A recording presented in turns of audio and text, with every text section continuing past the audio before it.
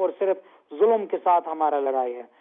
مگر آپ دیکھ لیں ابھی امریکہ جو ہے نا آپ کے ادھر افغانستان میں ان کے ٹروپس کم ہو رہے ہیں, عراق میں نکلنے والے ہیں, ان کے سیریا میں ان کے ٹروپس بھی کم ہو رہے ہیں.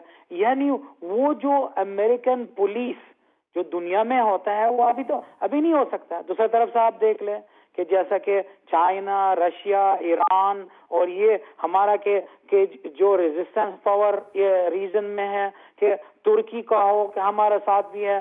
یہ چیز ہے کہ جو الائنس بن رہا ہے ایک نیا رول آف پاور, نیا بیلنس آف پاور کریٹ کر رہا ہے.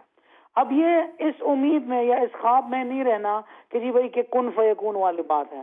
اگر ہم لوگ اب بس میں یونٹی قائم کریں گے, اب بس میں ہم اپنا سیکٹیرین اور ڈفرینسز کو اور مارجنل ڈفرینسز کو اس کو سائڈ پہ رکھیں اور آگے ہمیں سمجھ آ جائے کہ جی ہمارا مشترکہ دشمن آج وہ اسرائیل ہے جو ان کا فساد اور ان کے ہاتھ ہے ہر ٹینشن کے اندر ہے ریجن میں, اور اس دشمن کو متفقہ طور پہ اس کو سامنا کریں گے. میں سمجھتا ہوں نہ اسرائیل نہ امریکہ ہمارا اوپر کوئی چیز ڈکٹیٹ کر سکے, بلکہ ہمارا عزت اور سربلندی انشاءاللہ تعالی ہوگا, اور مسجد الاقصی کیا فلسطین سارے کے فلسطین آزاد ہو جائے گا, اور ہمارے ساری مسلمان امہ کے مسائل کو حل ہو جائے گا.